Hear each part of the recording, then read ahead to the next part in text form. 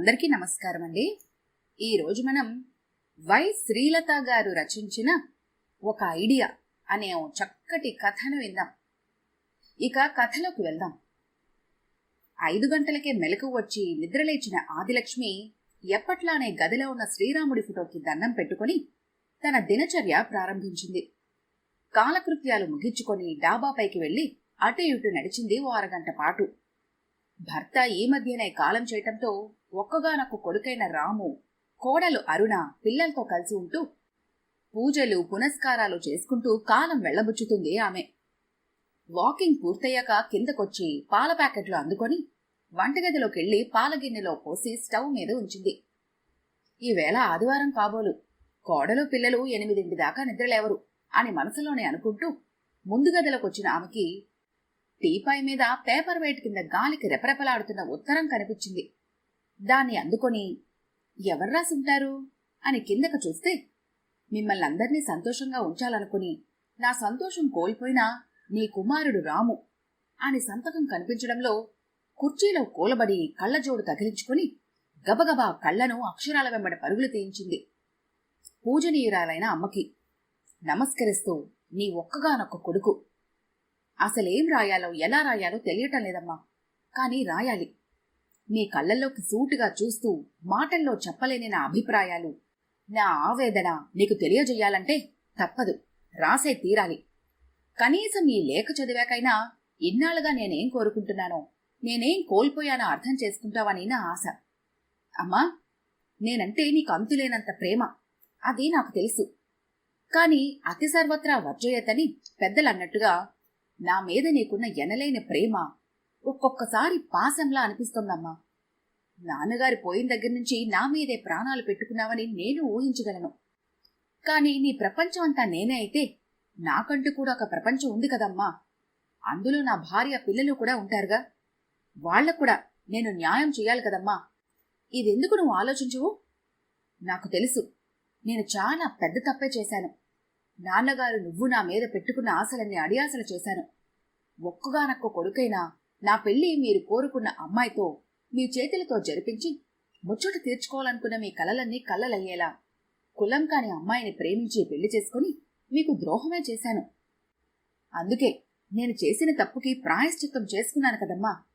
నేను చేసిన పని వల్ల పరువు పోయిందన్న దిగులుతో మానసికంగా తట్టుకోలేక షుగర్ ఎక్కువై అనారోగ్యంతో ఉన్న నాన్నగారితో వాలంటరీ రిటైర్మెంట్ పెట్టించి ఆయన రెస్ట్ తీసుకునేలా చేశాను.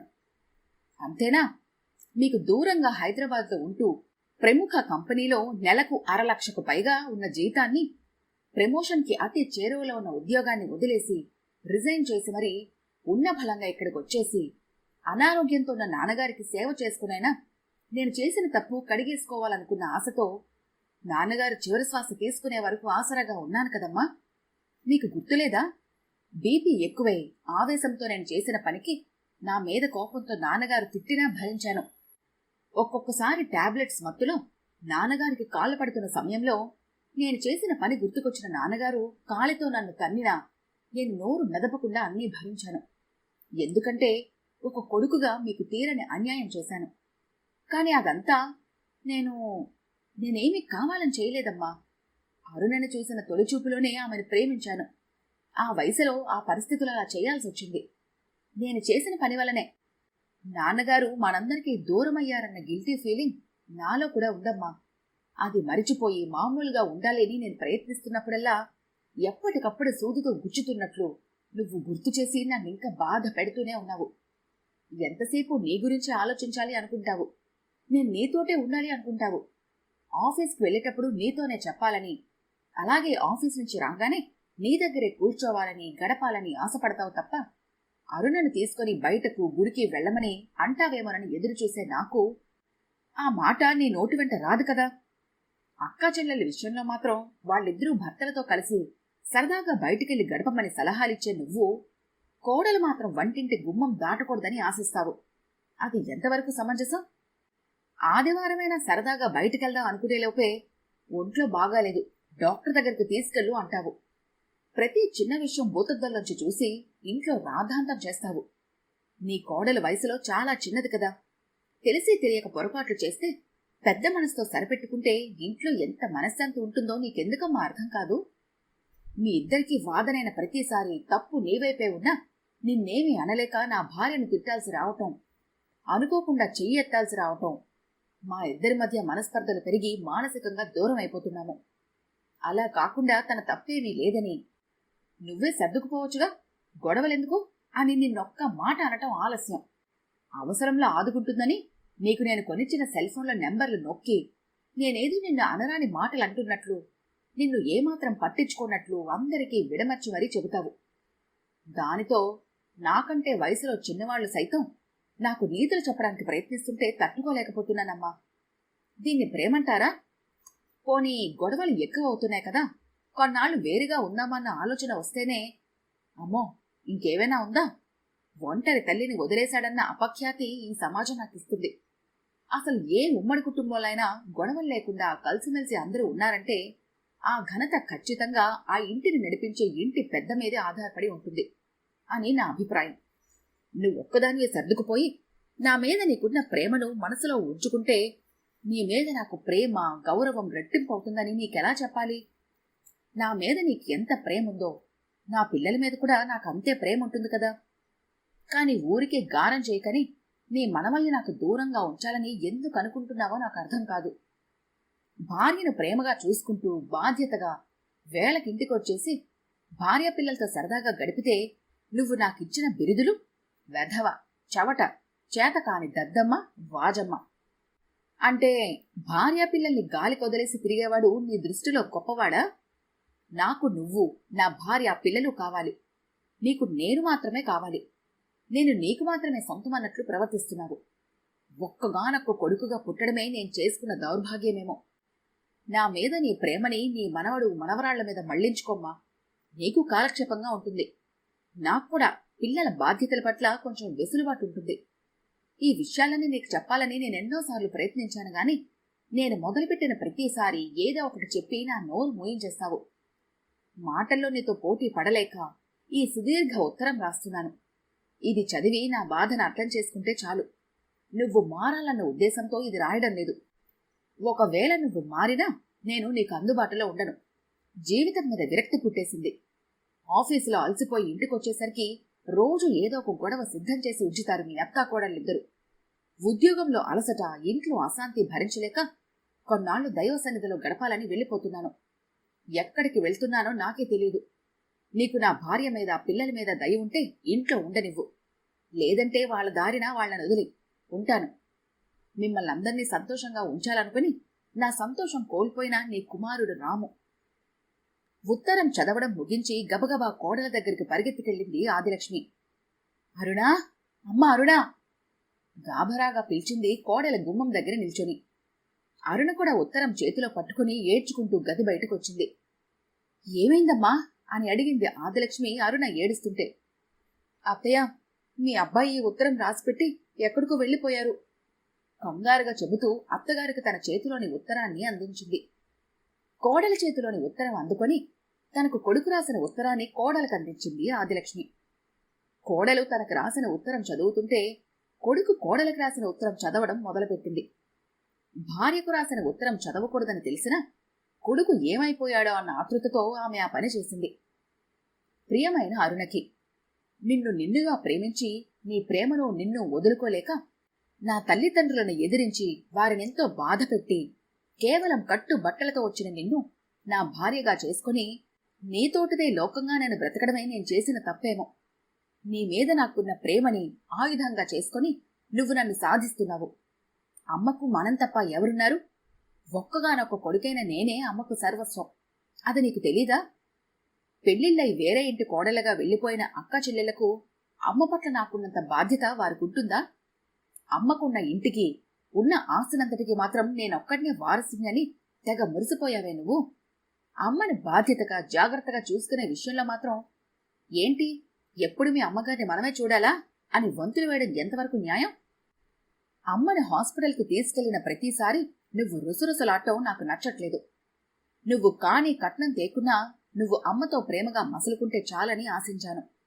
కాని ప్రతిసారి అమ్మేదో పెద్దరికంతో చిన్న మాటన్నా పోనీలే అని సరిపెట్టుకోకుండా వాదానికి దిగి ఇంట్లో మనశ్శాంతి లేకుండా చేస్తున్నావు.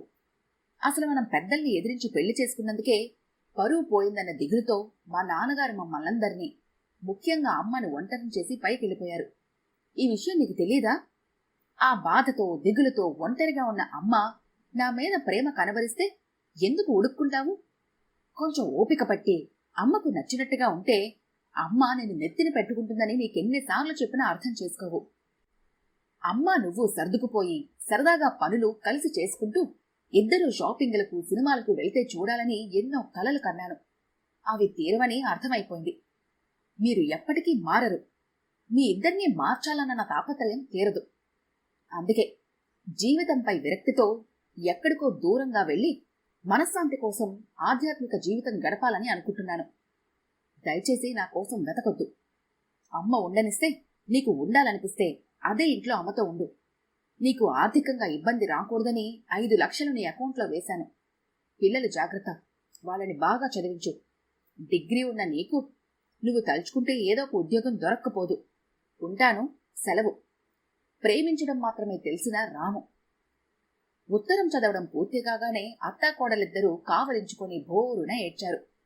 తప్పు నాదంటే నాదేనని ఇద్దరూ పోటీ పడ్డారు. 6 ఏళ్ల నాని, 2 ఏళ్ల సాహితీ బిక్కమొహాలేసుకొని చూస్తున్నారు వాళ్ళిద్దరిని. తేరుకొని వెంటనే రమ్మని తన తమ్ముడికి అల్లుళ్ళిద్దరికీ ఫోన్ చేసింది ఆదిలక్ష్మి. సాయంత్రానికల్లా అందరూ వచ్చారు. ఉత్తరాలు 2 చదివి అర్థం చేసుకుని అత్తాకోడలిద్దరినీ మెత్తగా చీవాట్లు పెట్టారు. మర్నాడు ఆఫీస్లో ఎంక్వైరీ చెయ్యాలనుకున్న ఆదిలక్ష్మి పెద్దల్లుడు అర్జున్ బావమరిది పనిచేస్తున్న ఆఫీస్కి వెళ్ళాడు. అక్కడ అతనికి కొన్ని కొత్త విషయాలు తెలిసాయి. బయటకొచ్చి అమ్మనా బామ్మరిది అని అనుకుంటూ ఉండగా జేబులో సెల్ఫోన్ మ్రోగింది. తీసి చూస్తే ఇంకెవరు, బామ్మరిది రాము. ఒరే రాము, ఏమిట్రా ఈ పని? నాకేం అర్థం కావటం లేదు. ముందు నువ్వు త్వరగా ఇంటికిరా. అత్తయ్య గారు అరుణ నీ కోసం తల్లడిల్లిపోతున్నారు అంటూ ఇంకా ఏదో అనబోయేంతలో అట్నుంచి, బావగారు ప్లీజ్ నేను చెప్పేది పూర్తిగా వినండి అంటూ రిక్వెస్ట్ చేశాడు రాము. సరే అన్న బావగారితో విషయం మొత్తం క్లుప్తంగా చెప్పాడు. ఇంతకీ విషయం ఏమిటంటే, రాము పనిచేస్తున్న ఆఫీస్లో రూల్ ప్రకారం ప్రమోషన్తో పాటు ఒక 6 నెలలు ఖచ్చితంగా ఆ బ్రాంచ్ హెడ్ ఆఫీస్కు ట్రైనింగ్ కోసం వెళ్ళాలి. ఆ రకంగా ప్రమోషన్ అందుకున్న రాము ఎలాగూ వెళ్ళాలి కదా అని అసలు సఖ్యత లేని అత్తాకోడలిద్దరినీ మార్చాలన్న తలంపుతో చిన్న ట్రిక్ ప్లే చేశాడన్నమాట. కాకపోతే ఒక 6 నెలలు వాళ్ళందరినీ, ముఖ్యంగా పిల్లల్ని విడిచి ఎలా ఉండాలన్నదే తన బాధ. విషయం అంతా తెలుసుకున్న పెద్ద బావగారు శ్రీకృష్ణుడిలా అభయం ఇచ్చేశాడు. రాము, మంచి ఆలోచన, డోంట్ వర్రీ. 6 నెలలు అవసరం లేదు, 3 నెలల్లోనే నువ్వు అనుకున్న మార్పు వస్తుంది. అంతా సర్దుకుంటుంది. ఇక్కడ వీళ్ళ గురించి నువ్వు మర్చిపో, నేను కనిపెట్టుకుంటూ ఉంటాను అని భరోసా ఇవ్వటంతో హమ్మయ్య అని ఊపిరి పీల్చుకున్నాడు రాము. అర్జున్ ఇంటికొచ్చి ఆఫీసులో కూడా రాము రిజైన్ చేశాడన్నట్లుగా నమ్మకం కలిగేలా చెప్పాడు అత్తగారికి అరుణకి. మీరేం కంగారు పడకండి అత్తయ్య గారు, మేమంతా తలో దిక్కు వెళ్లి వెతుకుతాము అని ధైర్యం చెప్పి అందరూ వెళ్లిపోయారు వాళ్లను వదిలేసి. కొడుకు తిరిగి రావాలంటూ అన్ని దేవుళ్లకు మొక్కుకోవడంతో పాటు కోడల్ని పిల్లల్ని కంటికి రెప్పలాగా చూసుకోసాగింది ఆదిలక్ష్మి. భర్త తిరిగి రావాలని అత్తగారు చేసే పూజలు ఫలించాలని ఆశగా ఎదురుచూస్తూ, అత్తగారు చెప్పిన మాట జవదాటకుండా ఆమెను ప్రేమగా చూసుకుంటూ, అత్తగారు కొంచెం నలతగా కనిపిస్తే చాలు వెంటనే హాస్పిటల్కి తీసుకెళుతూ కన్న తల్లిలా చూసుకోసాగింది అరుణ అత్తగారిని. ఆ ఇంట్లో ఇప్పుడు రుసరుసలు, కసిరింపులు, వాదనలు లేనేలేవు. ఇప్పుడు అత్తాకోడలిద్దరిది అన్ని విషయాల్లో ఒకటే మాట. వారిద్దరి ఆశ రాము త్వరగా తిరిగి రావాలని. 3 నెలలు భారంగా గడిచాయి. రాము ఊహించిన దానికంటే ఎక్కువ సఖ్యత ఏర్పడింది అత్తాకోడలిద్దరి మధ్య. వాళ్ళిద్దరూ ఈ 3 నెలల్లోనే తల్లి కూతుల్లాగా కలిసిపోయారు. బావగారి ద్వారా ఫోన్లో అన్ని విషయాలను ఎప్పటికప్పుడు తెలుసుకుంటున్న రాము సడన్ గా ఓ ఆదివారం ఇంట్లో ప్రత్యక్షమయ్యాడు. అంతే, రాముని గట్టిగా పట్టుకొని ఆదిలక్ష్మి, అరుణ తనివి తీరా ఏడ్చేశారు. ఇంకెప్పుడూ తమని వదిలిపెట్టి వెళ్లొద్దు అని. ఆశించిన మార్పు ఇద్దరిలో రావటంతో ఎంతో సంతోషించాడు రాము.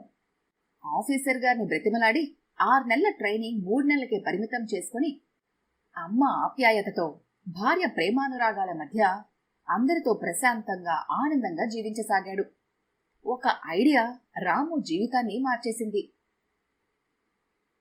ఈ కథ కనుక మీకు నచ్చినట్లయితే లైక్ చేయండి, షేర్ చేయండి. మరిన్ని ఇంట్రెస్టింగ్ కథల కోసం మా ఛానల్ని తప్పకుండా సబ్స్క్రైబ్ చేసుకోండి.